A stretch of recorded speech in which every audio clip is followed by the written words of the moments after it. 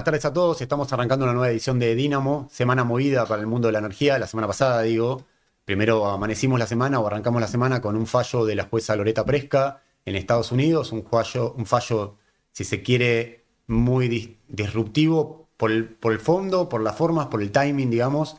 La jueza lo que dictamina en su sentencia es que el Estado Nacional, en su carácter de titular de YPF, tiene que transferirle primero a un banco de Nueva York en custodia las acciones de YPF y luego proceder a transferirle esas acciones a Burford Capital, que es este mega bufete de abogados que desde hace años lleva adelante un juicio contra el Estado Nacional justamente por la expropiación de YPF y consideran lo que fue una expropiación que no se ajustó a derecho y tiene un reclamo multimillonario por 16.000 millones de dólares. Bueno, ese fallo que se llevó buena parte de la semana pasada.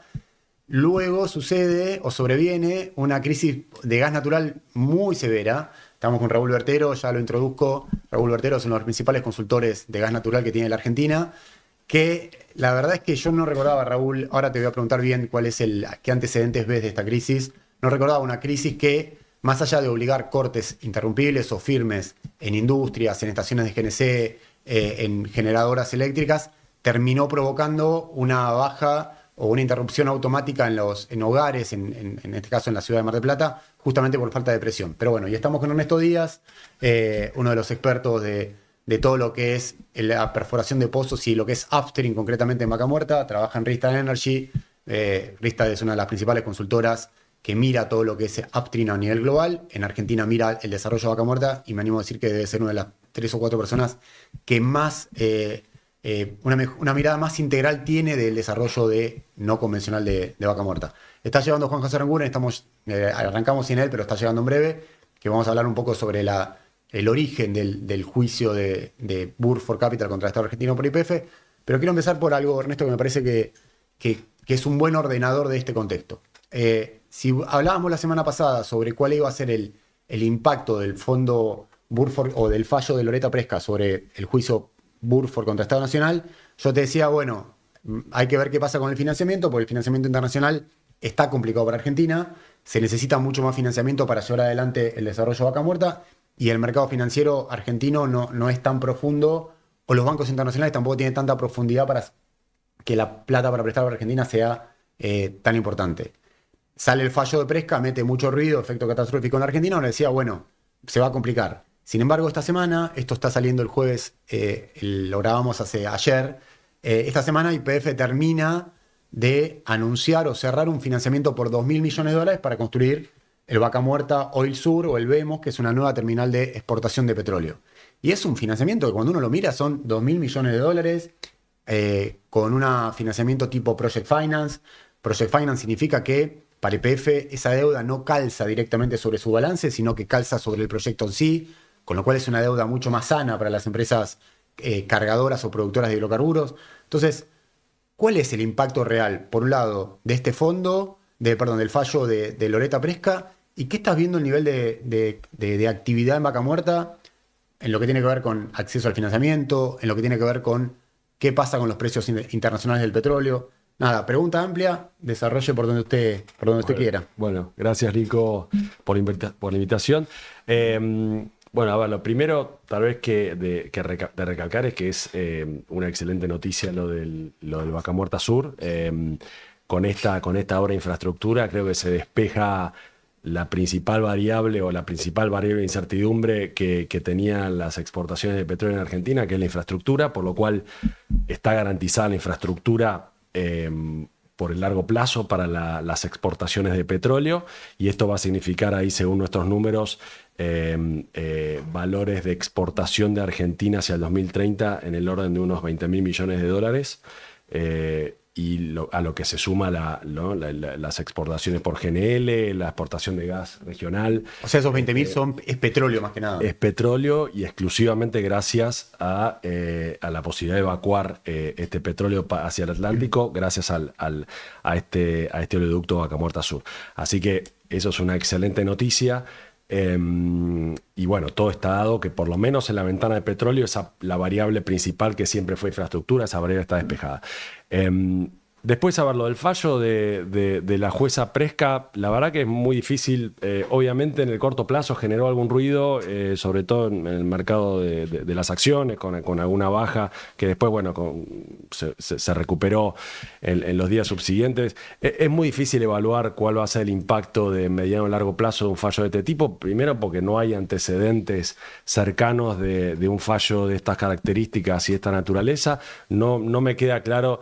A ver, no soy un experto jurídico y menos de legislación de Estados Unidos, pero tampoco me queda claro cómo impacta esto exclusivamente YPF, porque lo que tengo entendido es que por ahora la jueza dictaminó que el juicio va en contra del Estado Nacional, no en contra de YPF, por lo cual no me queda eso claro, pero bueno, evidentemente no afectó al financiamiento por el Vaca Muerta Sur. Y bueno, está por verse en el mediano y largo plazo. Yo creo que no debería afectar demasiado el negocio de YPF. YPF tiene fundamentos de negocio súper sólidos. Vaca Muerta y todo el sector del gas en Argentina tiene fundamentos súper sólidos. Ahora con la infraestructura también, la posibilidad de exportar y conseguir dólares para repagar préstamos y repagar los distintos proyectos, bueno, mucho más. Por lo cual las finanzas, los balances de una compañía como YPF y en general las compañías de oil and gas más grandes de Argentina son súper sólidos. Se consigue financiamiento ¿no? Grandes volúmenes de largo plazo, tasas razonables para lo que es la coyuntura argentina, todavía con un riesgo país que no terminó de bajar, pero bueno, en la medida yo creo que vayamos transitando esta transición y reacomodamiento de las variables macroeconómicas con la baja en inflación, la reducción del déficit y demás, que obviamente no son cosas que se dan de un día para el otro, y en la medida que esas cosas se vayan acomodando, yo creo que Vaca Muerta va a desarrollarse de una manera más rápida incluso de lo que se viene desarrollando hasta ahora, y bueno, apuntando a superar el 1.000.000 de barriles de producción de petróleo hacia 2030, y bueno, con el proyecto de Southern Energy de exportación de GNL también próximo a concretarse, así que creo que las perspectivas son muy buenas. Ahí tengo una pregunta, digamos, de justamente esta curva de aprendizaje que hay que hacer para entender cuál es el impacto real de un fallo que en términos cuantitativos de plata involucrada mete miedo, porque son 16.000 millones de dólares. Entonces, para los periodistas es más fácil ir para un lado, ir para el otro, porque no tenemos tanto anclaje en... entonces vos lees un fallo que está, no estaba previsto que salga en esa dirección, digamos, que le ordene transferir al Estado Nacional las acciones de YPF, que están protegidas a su vez por una ley de expropiación y demás, transferirlas a un banco para que ese banco después se las transfiera a Burford Capital. La lectura fue, bueno, se va a complicar bastante el financiamiento. Que una semana después de ese fallo salga un project finance, un financiamiento para la Argentina, el más importante, ahí está llevando Juanjo Aranguren, el más importante probablemente en los últimos 30 años. Yo hablaba con algún experto en lo que es estructuración de financiamiento para empresas del sector energético y minero, y me decía, por ahí el último project finance de este tipo se data de mediados de los 90, cuando se construyó Veladero, que es la principal mina de oro que tiene la Argentina hoy, en San Juan. Y vos decís, bueno, evidentemente entonces la capacidad de daño de Loretta Presca no era tan alta, porque si una semana después un consorcio liderado por YPF, como es el Vaca Muerta Oil Sur, el Vemos S.A., que controla ese proyecto, logra conseguir el financiamiento por 2.000 millones de dólares, que es el más importante de las últimas décadas, es porque esa toxicidad propia del juicio de Burford no le mete tanto miedo a los agentes financieros, porque si no, los 4 o 5 bancos líderes que son los que lideraron este banco, el préstamo, JP Morgan, Santander y demás, te dirían, che, esperá, ¿sabes qué? Hay tanto ruido en el mercado que yo no puedo avanzar prestando tanta plata. Si te la presto es porque evidentemente creen que se puede neutralizar o en todo caso contener ese riesgo que hay ahí. Te sumo, Juanjo, si querés a la mesa, pero me interesa un poco cómo lo viste vos, si querés, yéndote una semana para atrás y qué lees, digamos. A ver, yo creo que el mercado, descuenta una negociación eventual entre el Estado Nacional y el Fondo Burford para llegar a un tipo de acuerdo. Yo creo que, ni al Fondo Burford ni al Estado Nacional le interesa que el Estado Nacional transfiera el 51% de las acciones de YPF. Yo creo que esto parte de una negociación. El Estado tendrá su estrategia y llegado el momento se sentará a negociar y acordarán un monto, y seguramente, bueno, ese monto tendrá una parte efectiva, una parte de bonos a cobrar a largo plazo y demás. pero yo creo que el mercado en ningún caso ve que se vaya a hacer efectiva una transferencia del 51% de las acciones de YPF, y por el otro lado sí ve un negocio sólido con la exportación del petróleo de Argentina hacia el mundo, y en definitiva esa es la garantía del repago del préstamo por el Vaca Muerta Sur, por lo cual yo creo que prima más los fundamentos del mercado, la solidez de los balances de las compañías involucradas en Vaca Muerta Sur, que una incertidumbre respecto a las acciones de YPF, ¿no? Por el fallo de la jueza. Está muy bueno. Juanjo, te involucro, digamos, veo que llegaste con un montón de documentación.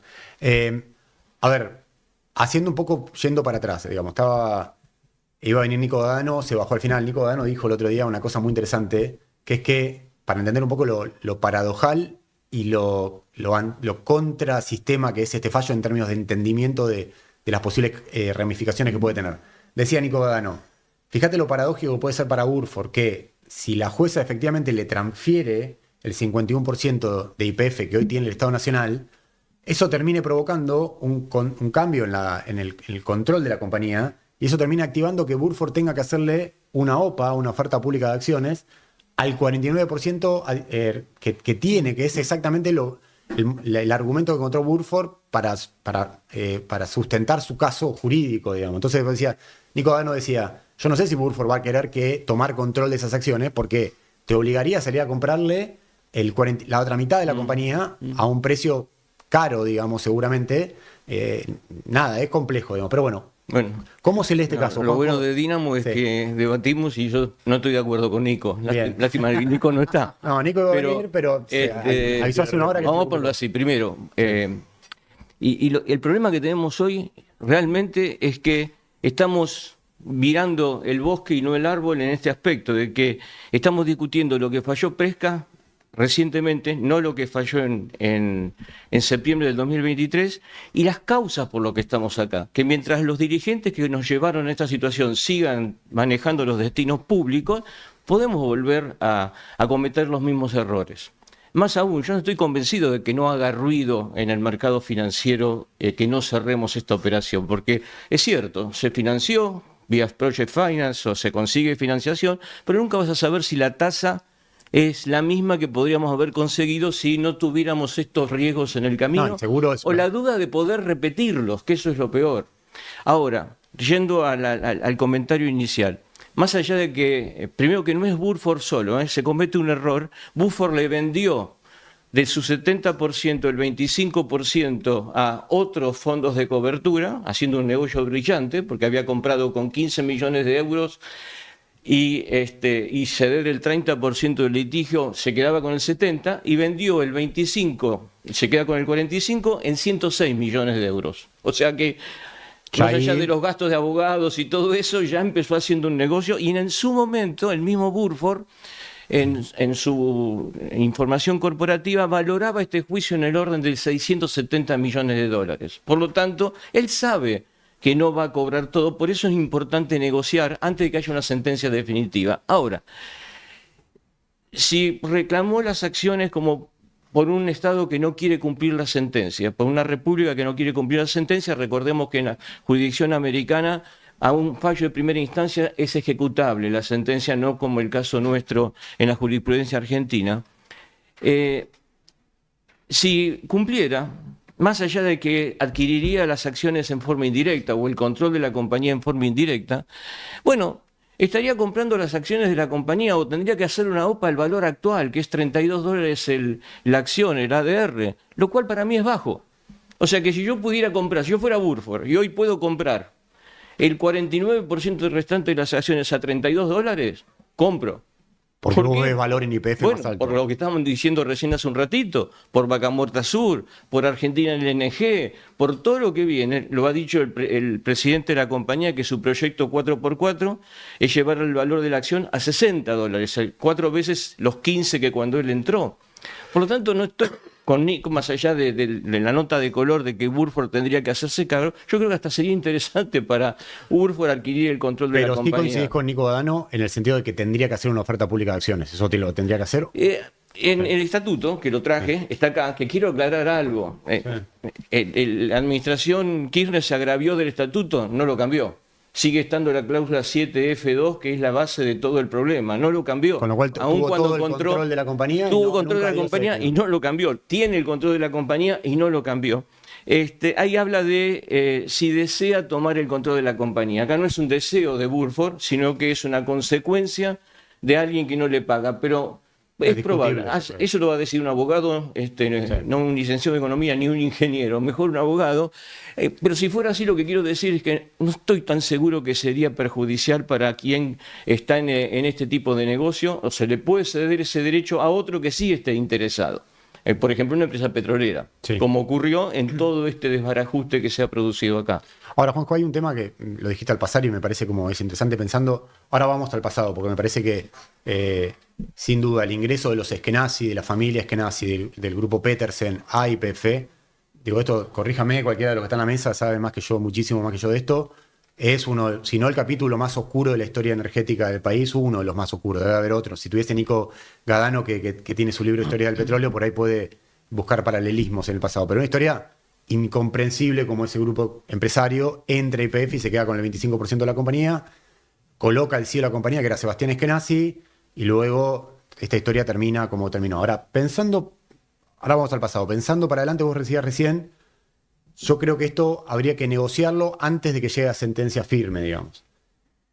Fuiste ministro de Energía, conocés bien cómo funciona el Estado. ¿Se puede hacer eso o vas a chocar con el procurador del Tesoro de decir, Juanjo, entiendo que por ahí sea mejor, pero tenemos esto, yo tengo que agotar la instancia judicial antes de sentarme a negociar, digamos? Se maneja en forma paralela.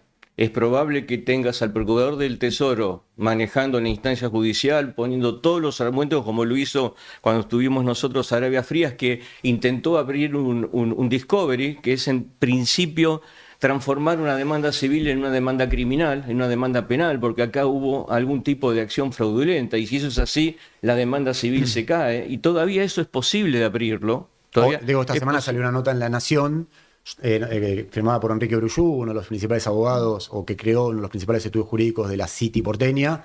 Yo hablaba con algunos otros abogados, me decía, no sé si es tan posible hoy todavía reconvertir la causa. Yo haría todo lo que tenga a mi alcance y el procurador lo tenía que hacer. Recordemos que durante 4 años tuvimos un procurador que había estado involucrado y que frenó el Discovery, que era Zanini.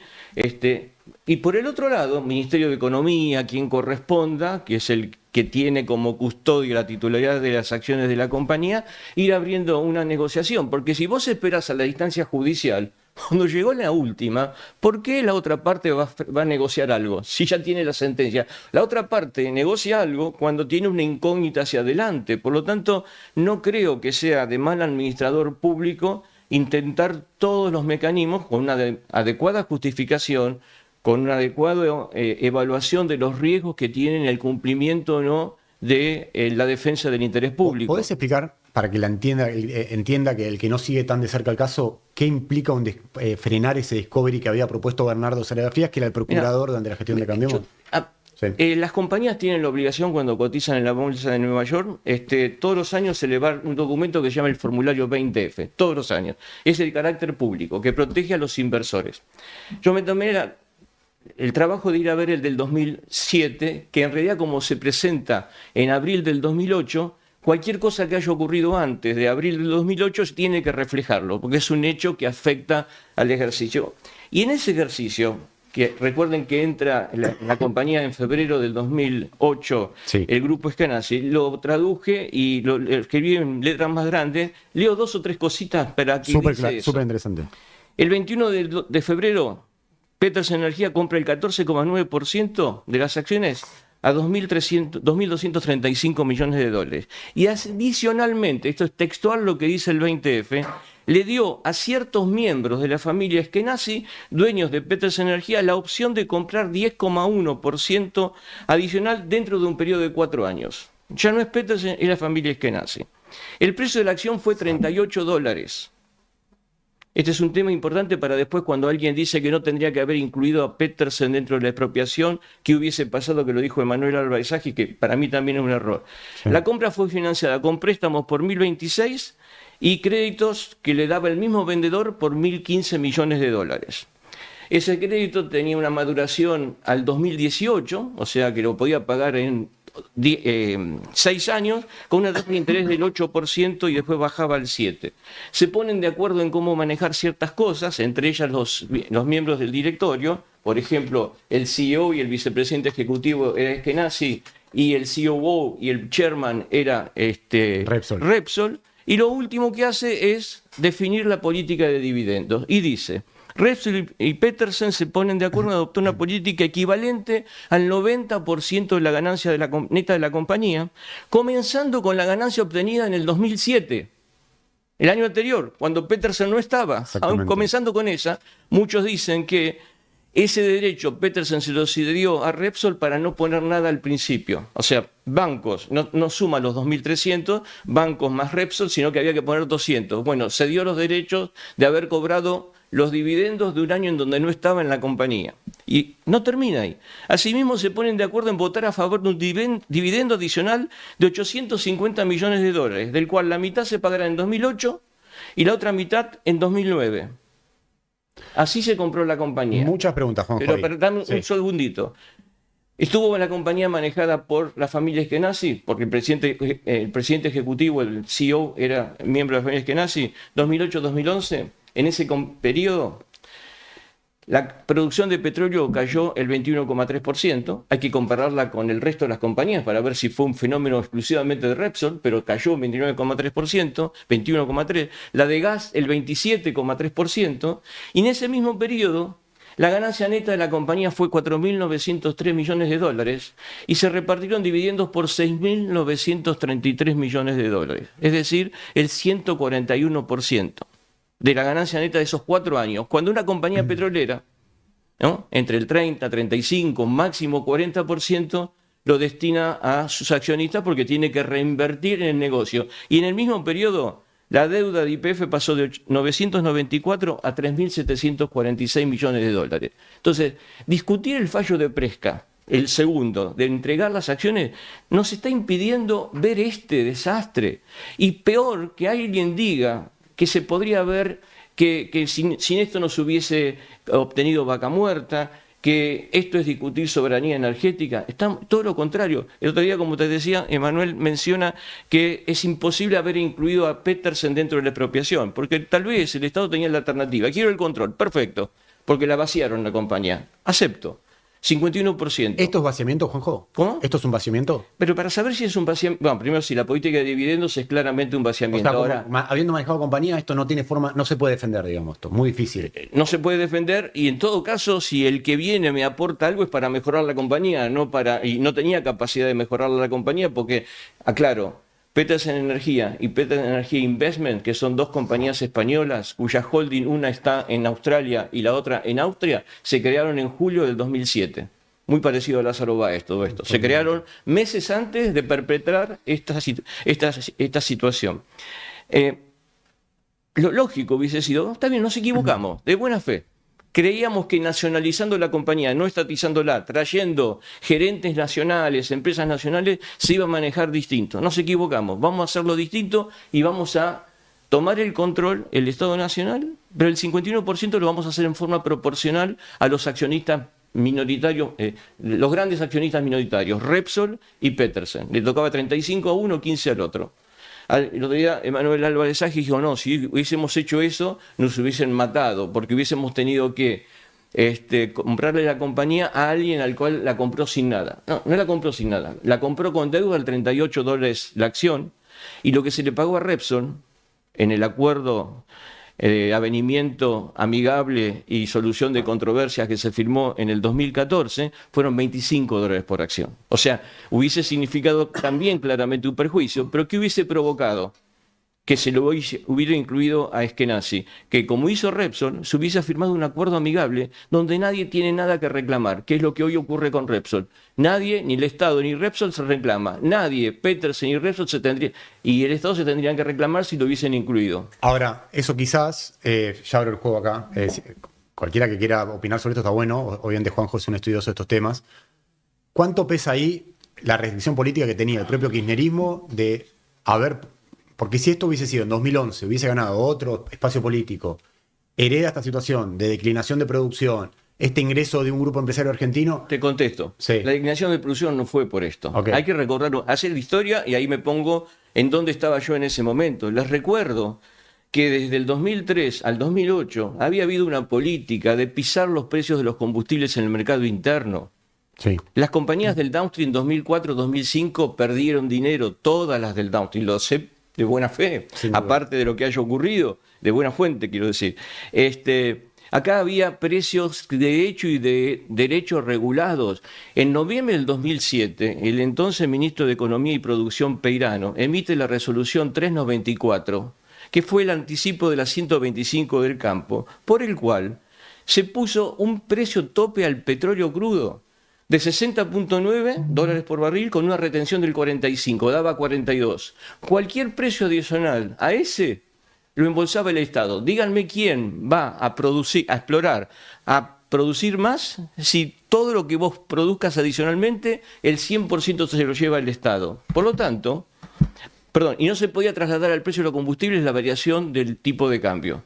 Por lo tanto, la caída de la producción era una muerte anunciada, Una era consecuencia consecuencia lógica de la política del gobierno. Yo ponele que por maldad, de hecho, en el informe Mosconi que está acá, se vanaglorian de cuánto no cayó el precio, cuánto no aumentó el precio de los combustibles en la Argentina en el mismo periodo. Yo soy Eskenazi y YPF, me pregunto, ¿cuánto de esa política que vos te vanagloriás de haber aplicado provocó el vaciamiento de la compañía? No, esa resolución, Juanjo, además la 394 del 2007, que la firma Milei Peirano, pero que el factotum y el ideólogo de eso es Guillermo Moreno de la Secretaría de Comercio, y vos siempre lo dijiste en el momento real, cuando estaba pasando que los efectos nocivos que iba a tener esa resolución, tenía otro factor, otra consecuencia perjudicial que era, te fijaba el precio de exportación en $42, no sé si lo dijiste recién, $42, en un momento donde el precio internacional estaba 100, 120, no me acuerdo, tuvo una oleada, con lo cual hubo un montón de empresas canadienses que listadas en la bolsa de Toronto y demás, que salieron en estampida de la Argentina. O sea, destruiste muchísimo agentes de que te estaban invirtiendo en el sector petrolero y se fueron. Esto porque la gente no lo tiene muy presente, pero el daño que se hizo ahí, Petroandina Resources, Gran Tierra, Petrolífera, Y Petróleo. otra demostración de esto, ¿qué fue? Que apenas interviene la compañía, ¿qué es lo que se le permite hacer a YPF? Una, trasladar al precio de los combustibles variación del tipo de cambio. Estábamos en el cepo. El año 2014 fue el año que mayor rentabilidad tuvo Shell en los últimos 15 años que yo había sido presidente. ¿Por qué? Porque podíamos trasladar al precio de los combustibles la variación del tipo de cambio. ¿Qué se hizo? Se implementó un plan, el primer plan de incentivo para aumentar la producción de cualquier gas por encima de la curva de declinación. Plan gas 1, 2 y después un pseudo 3. A $7.50 cuando se estaba remunerando hasta entonces a $1 por millón de BTU. Y último, para conquistar capital privado, se trajo a Chevron para invertir en Loma Campana, dándole un incentivo. Sí. Que es el inicio del desarrollo de Vaca Muerta, que ya lo había perforado Repsol en el 2010. ¿Cuál fue el incentivo? El decreto 929 del 2012, que era que cualquier exportación se podía quedar con el 20%, después de 5 años de haber invertido, con el 20% afuera sin necesidad de pasar por el Banco Central. O sea, todo lo que le había negado antes de la nacionalización se lo otorgó después. Consecuencia de ello es el vaciamiento que se produjo en la compañía. Ahora seguimos, Juanjo, porque lo que está planteando Aranguren es que si en ese capítulo previo a la expropiación de 2012, que obviamente mucha gente lo tiene mucho más fresco, sin estas causas que vinieran desde mucho tiempo atrás, era imposible entender lo que vino después. Pero bueno, vamos a hacer un paréntesis ahí porque Raúl se tiene que ir y quiero hablar de un tema. La semana pasada decía, hubo una crisis de gas natural, lo habrán leído en los medios y demás, es una crisis que tuvo una particularidad que por lo menos para mí es novedosa, es que más allá de que en todos los inviernos hay picos de consumo, y la Argentina tiene una particularidad que es que en el verano el consumo puede llegar a 170, 175 millones de metros cúbicos por día, y en el invierno ese nivel, y en el verano 120 y una cosa así, con lo cual tenés un swing muy alto entre invierno y verano. Nunca había visto yo que por la falta de gas en el sistema, por la caída en line pack en el sistema de transporte, haya que cortar a industrias en firme, industrias interrumpibles en firme, GNC, generadoras eléctricas, mandarlas a generar con gasoil, y que aún así la caída en line pack en alguna parte del territorio, sobre todo en algunas urbes o ciudades, como pasó con Mar del Plata, te provoque que hogares pierdan suministro. Raúl, sé que te tenés que ir, pero para contar un poco qué es lo que pasó, ¿cuál es tu visión de por qué tuvimos ese nivel de criticidad en el sistema, digamos? Bueno, mira, te voy a definir primero qué es crisis en Argentina en el sistema de gas. Sí. Todos los inviernos, por cómo funciona el sistema argentino, vos vas a tener cortes a usuarios interrumpibles y centrales eléctricas que van a pasar a gasoil fuera. Entonces, eso no es una crisis, sino es el funcionamiento normal hasta ahí del sistema argentino. ¿Por qué? Porque Argentina es el único sistema grande de gas natural del mundo que no tiene grandes almacenamientos subterráneos, que tiene fuerte estacionalidad, como mencionaste, y no tiene grandes almacenamientos subterráneos. Es el único. ¿El único? El único del mundo. Todos los demás tienen grandes almacenamientos subterráneos. En Europa, en Estados Unidos, en Canadá, todos tienen. En cambio, Argentina no lo tiene. Entonces, Argentina ha dependido, desde el inicio del sistema de gas natural, a ese swing, a ese cambio que hay entre el consumo residencial y el consumo para generación eléctrica y algún industrial interrumpible. Por eso se crea el sistema interrumpible, para dar lugar a esta situación. Entonces, eso es funcionamiento normal. ¿Cuándo deja de ser funcionamiento normal? Cuando vos empezás a cortar usuarios firmes. Cuando vos empezás a usar a usuarios firmes, ya es un estado de emergencia y se declara fuerza mayor en realidad. Entonces vos podés salir de los contratos y tenés que cortar usuarios firmes. Entonces vos ahí vas cortando usuarios firmes en un orden donde al final tiene que quedar siempre protegido la demanda residencial. La razón de eso es que si vos cortás demanda residencial, volver sobre eso es muy complicado. ¿Qué fue lo que pasó ahora? Reinstalar de vuelta ese servicio, es uno por uno, casa por casa. Eso pasó una vez en Litoral, con un corte por un de transporte. Alguna vez ha pasado, pero es un caso muy, muy dramático. Entonces, ¿qué es lo que fue diferente de esta crisis? Que fue muy profundo el corte que se requirió a los usuarios firmes, al GNC, llegando casi muy localmente en Mar del Plata a cortes a una pequeña parte de los usuarios residenciales. Entonces, la pregunta es, ¿por qué fue tan profundo ese corte? Entonces, ahí vos tenés, las razones son aumento muy fuerte de la demanda, con récords históricos de demanda residencial, adicionalmente una caída no prevista de la producción de la inyección en vaca muerta, y yo diría que ahí la reacción del sistema, esta reacción de, hay que cortar rápidamente, no fue lo suficientemente ágil como para impedir que la situación fuera tan dramática, que estuviera cerca de cortarse residencial. Cuando uno lo mira con el diario del lunes, sobre todo una crisis, siempre tenés la tentación de buscar un culpable o buscar a alguien que falló como para explicar por qué se llegó a tal nivel de gravedad. Ahora, siendo un poco más, tratando de ser objetivo, vos decís, bueno, faltó un poco de agilidad para reaccionar. ¿En qué ves? Un ejemplo concreto, ¿en qué ves ahí? Y yo lo veo así. Si vos seguís día por día las restricciones, el primer lunes, que fue muy fuerte el problema de pico de demanda, y al mismo tiempo fue cuando se evidenció la caída. Lunes 30 de junio. Lunes 30 de junio, la caída de la inyección. Ahí las restricciones fueron relativamente chicas. Ahí todavía se estaba exportando 6 millones, más o menos habrá habido 5 millones de metros cúbicos de exportaciones. Todavía tenías elementos que podías cortar. Los industriales estaban a 30 millones de metros cúbicos día. Es decir, todavía ese día había una cantidad muy importante de usuarios firmes que ya deberían haberse empezado a cortar. Yo creo que las exportaciones tienen que ser tan firmes como los demás. Lo que pasa es que esa es la más fácil tal vez de empezar a cortar. Lo que pasa, ¿cómo haces ahí, Raúl? Porque el gobierno, por un lado, dice, hay que reconstituir el mercado de exportación, lo hemos maltratado a mediados de los 2000, entonces hoy tenés un permiso de exportación en firme, que la molécula está en firme. Después hay que ver si tiene el transporte firme o interrumpible. ¿Cómo haces para gestionar yo te digo lo que yo creo. La exportación contratada en firme tiene que ser firme igual que si fuera un usuario. O sea, una industria igual. La misma condición. Pero ese día y a partir de ese momento había una situación de emergencia, y una situación de emergencia levanta las condiciones de fuerza mayor. Entonces vos le tenés para todo, para la industria adentro, para la exportación. Argentina y para la exportación. Okay. Y lo tenés que hacer. La diferencia es que tal vez cortar la exportación es más rápido, porque vos vas y es una válvula. Vos después a los industriales tenés que decirle a la distribuidora que le corte a todos los industriales. Hay que ver quién te acata, quién no te acata. Está el enforcement que dicen los americanos, que no tenemos esa palabra en Argentina. Exacto. No sé cómo se traduciría, pero eso es fundamental, que cuando el comité de emergencia y los distribuidores digan hay que cortar acá y acá, eso ocurra rápidamente. Argentina depende de eso. Argentina, en ese sentido, es una orquesta sinfónica el sistema de gas natural. Tenés que tenerlo perfectamente manejado para que funcione y suene correctamente. Entonces, eso es lo que tal vez hubiera evitado, no que hubiera cortes, sino hubiera evitado la profundidad de los cortes. ¿Y qué haces si te pasa lo mismo el año que viene con una ola polar complicada o este invierno? Digo, no sé. Te podría volver a pasar. Vos tenés ahí una situación que existe una correlación entre el frío extremo y la dificultad de la producción. Porque no es casual que que justo el día más frío del invierno hubo una situación de disminución de la inyección. Que las plantas de tratamiento de agua Pichano Este, de la Calera, de repente se te congelan. Congelamiento, tenés una mayor dificultad. Entonces tenés que estar atento a esa situación de estrés que tienes en los días más fríos en producción. Tenés que estar muy atento con el sistema de emergencia. Es decir, tenés que tener mucha atención a una alerta temprana que te diga estamos en emergencia, hay que cortar a los firmes respondan.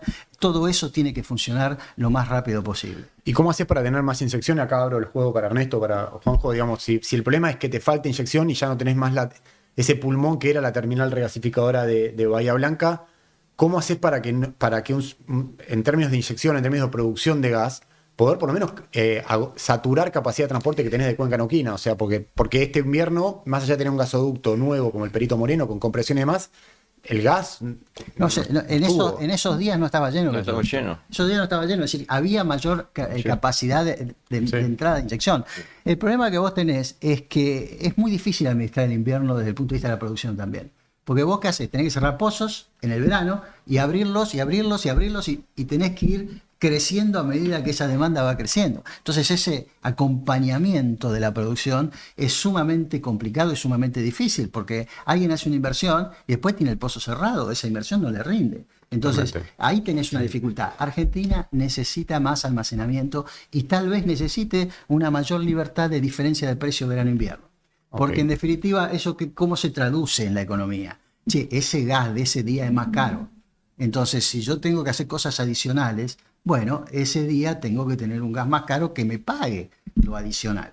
Y eso tal vez genere almacenamiento. Porque en esta situación, incluso un almacenamiento en la oferta hubiera sido interesante, como tenemos Diadema. Es decir, si uno tiene yacimiento depletado y puede, bueno, voy llenándolo para salir de ahí en una condición de crisis, ese almacenamiento también tiene un valor. Si el sistema lo paga, ese almacenamiento te podría regular la producción. Es el seguro que vos contratás en un auto. Vos tenés un costo extra, que cuando vos no tenés un accidente decís, pucha, ¿cómo no tengo que pagar todos los meses? Bueno, lo que propone Raúl, tener precios diferenciales, poder financiar el abastecimiento, el seguro para el accidente.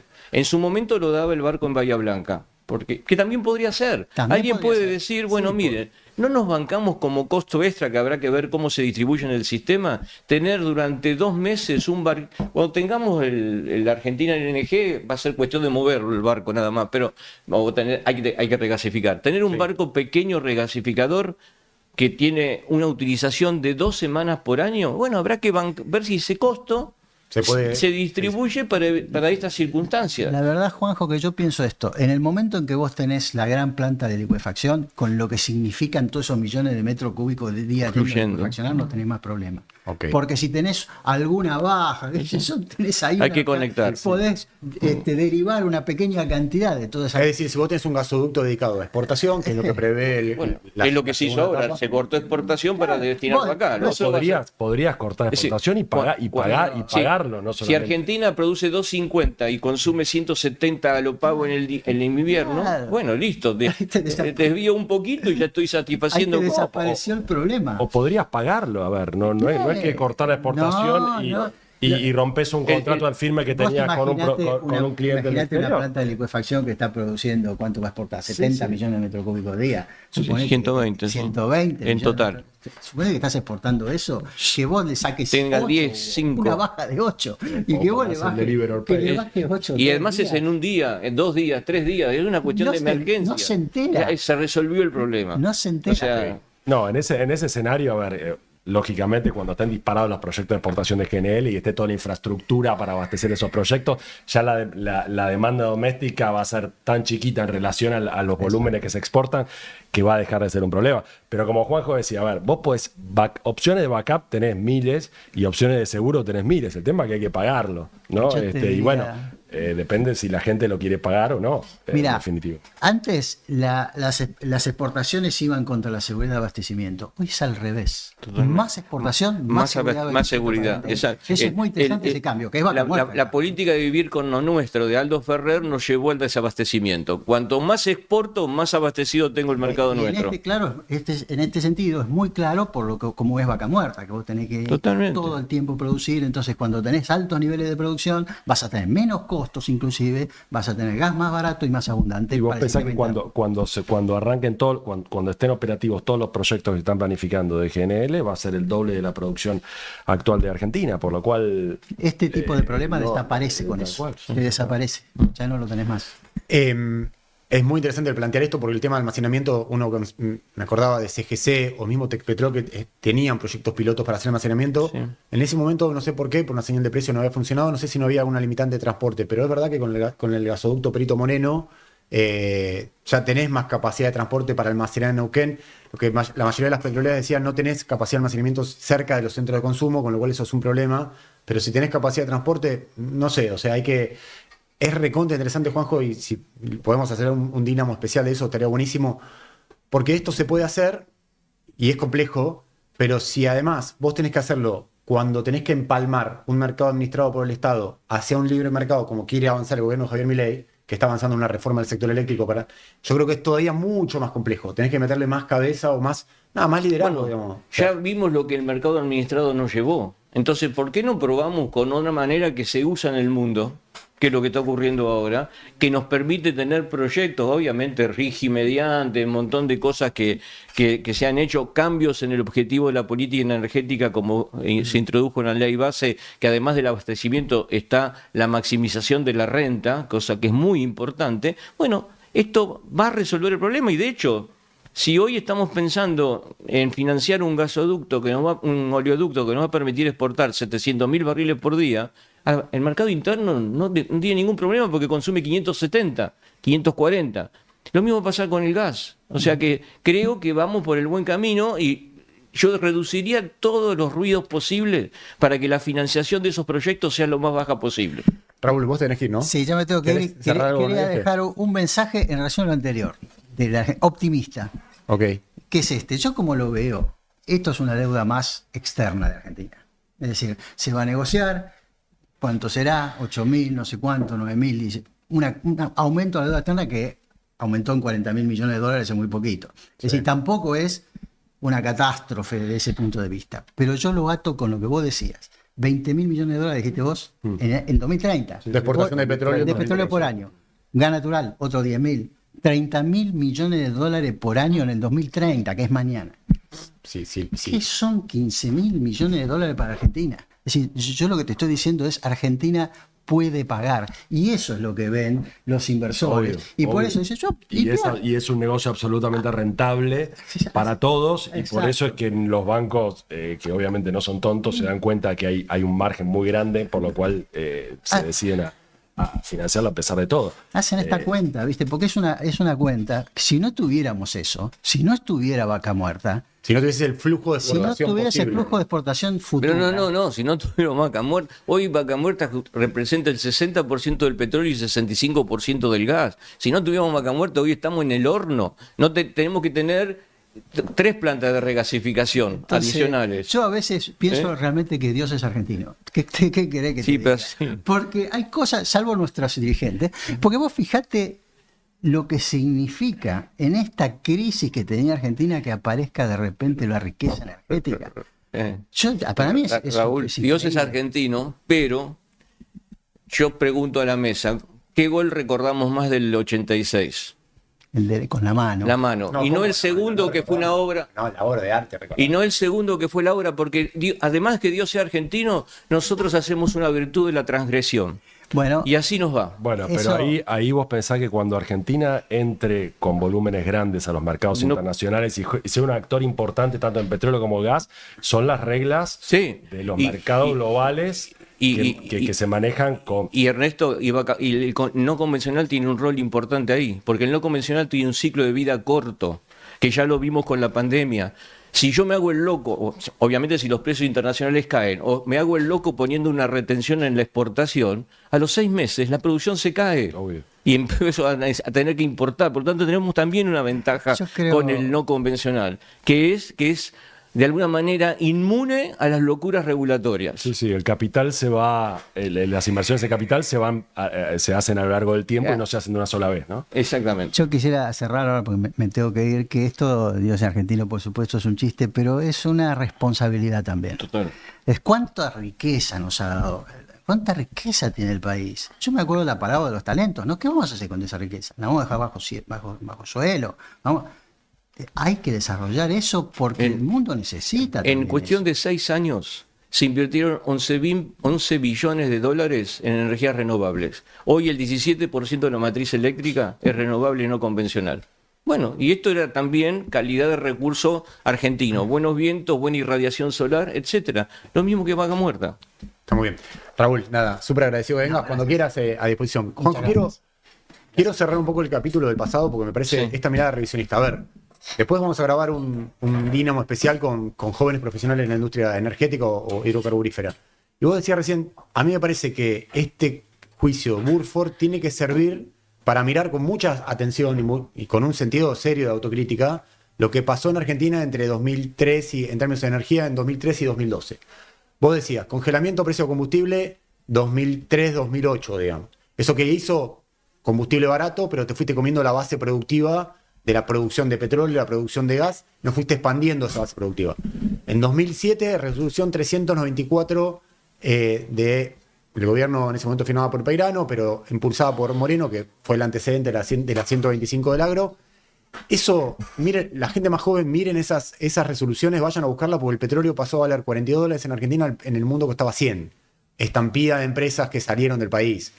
Yo decía Petroandina, Gran Tierra, Petrolífera, Apache, no me acuerdo si Pioneer, un montón de empresas internacionales que estaban generando valor, digo, muchas petroleras canadienses en Río Negro generando hidrocarburos, saliendo de ahí.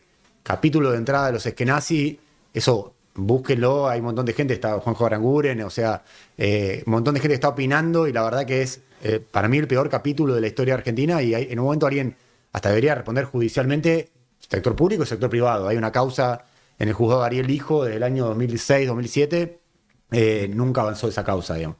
Ahora, ese capítulo, para hablar un poquito de dónde está Vaca Muerta hoy, ¿querés agregar algún elemento más como para cerrarlo?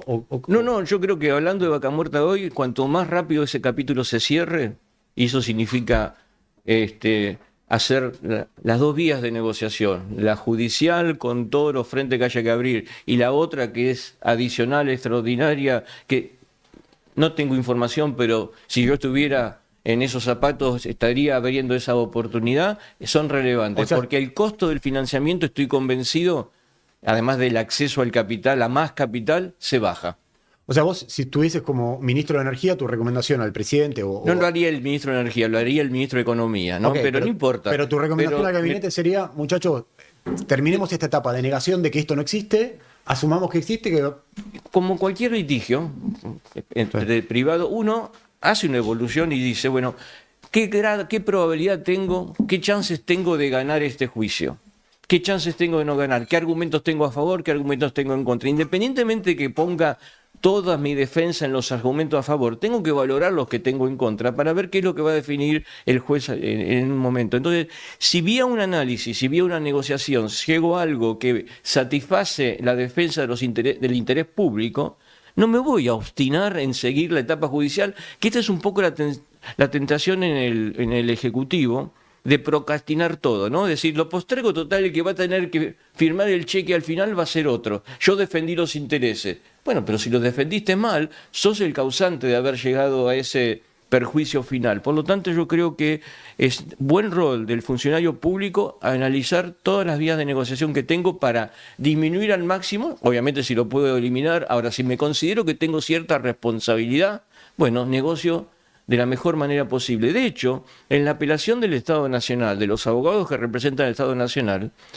ya lo hicieron a la sentencia, al fondo de la cuestión, septiembre del 2023. ¿Y qué dijeron?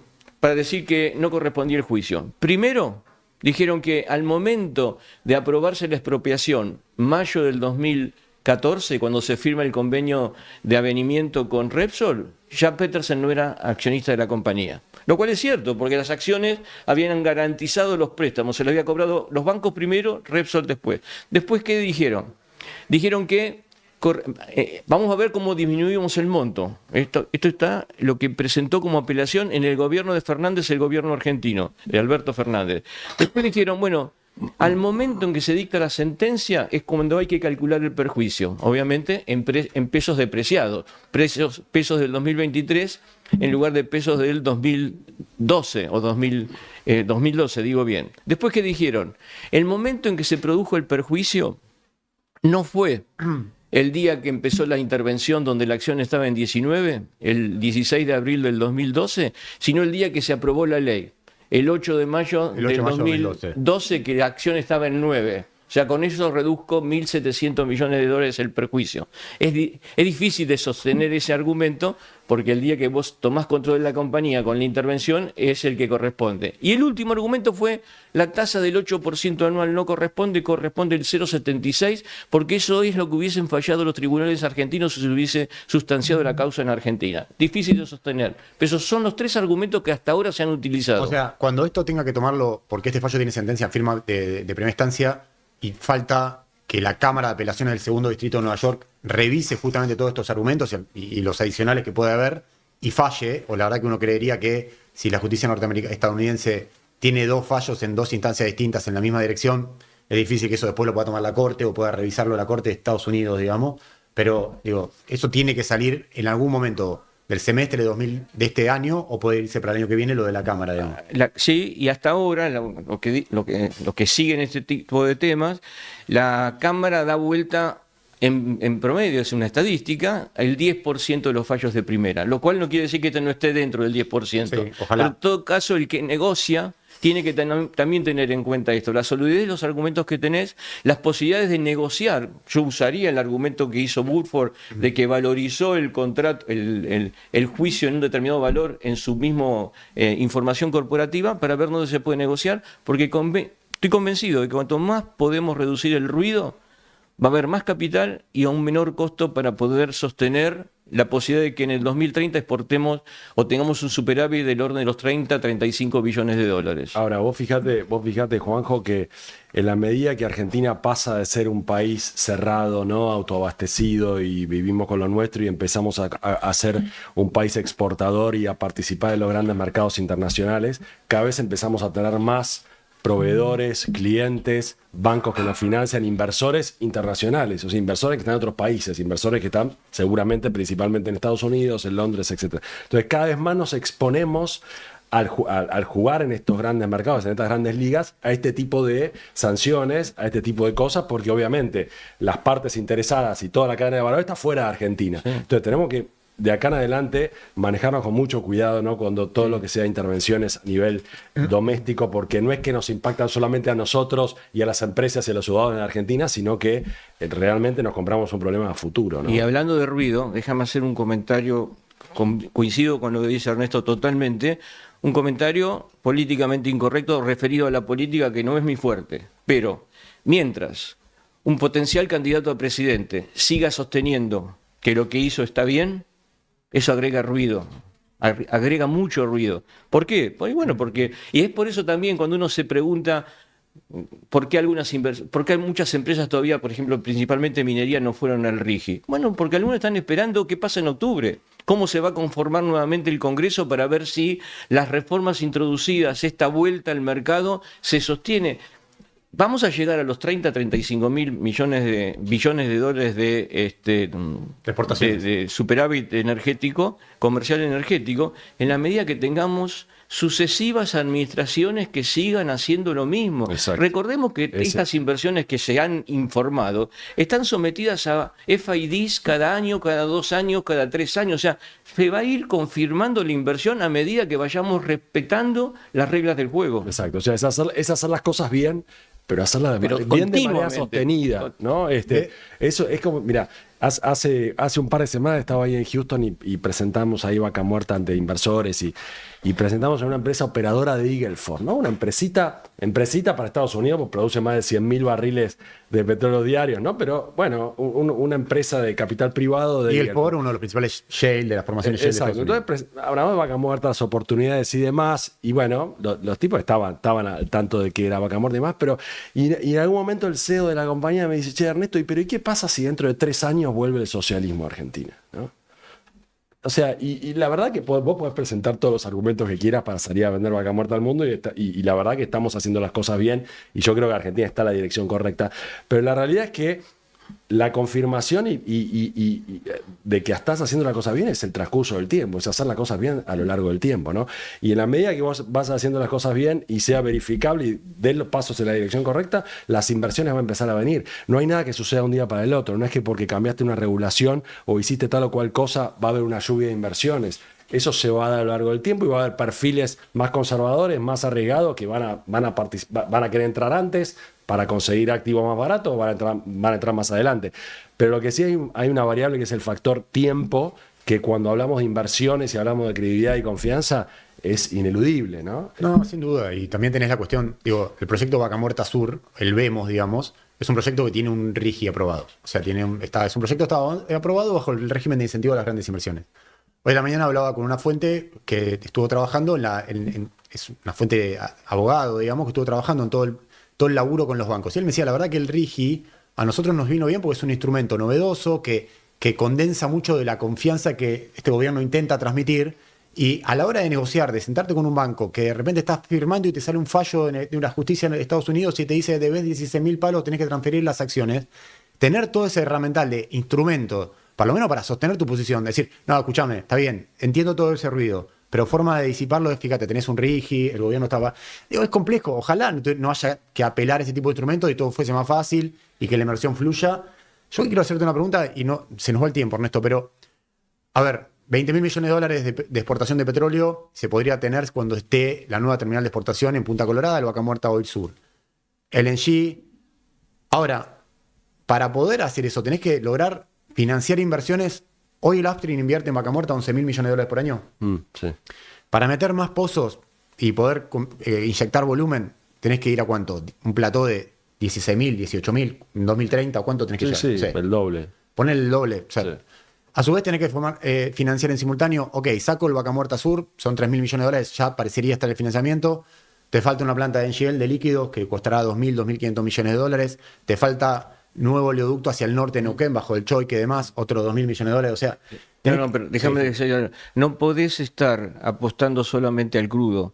El crudo de Vaca Muerta tiene alto GOR, tiene alta relación gas-petróleo. Por lo tanto, si en paralelo no va la resolución de los cuellos de botella del gas, los 700.000 barriles de petróleo no se van a poder exportar. A eso Vos iba. tenés necesidad de que los dos proyectos, uno que es más rentable que el otro y más rápido que el otro, que es petróleo, que te va a dar 18, 20.000 millones y otro que te va a dar 10, 12, 15, vayan desfasados un poco, pero en paralelo. Entonces lo que digo es, vos tenés que financiar 18.000 millones de dólares en el Upstream, en la perforación de pozos. Tenés que financiar proyectos de infraestructura de una planta de NGL de captura de líquidos. Tenés que hacer proyectos de gas de Dos ablación. plantas, si querés. Ok, 2 plantas. O sea, por ahí 2 plantas deben ser 5.000 millones de dólares. No, el total del proyecto de Argentina y LNG son 30.000 millones de dólares. Ok, el total. Lo que digo es, vos financiaste hasta ahora Vaca Muerta con mucha reinversión de flujo, que es la plata que ganan las compañías, lo reinvierten porque existía el cepo, porque mejor no había un instrumento para generar valor, entonces prefiero perforar un pozo, que es mi forma de defender el valor.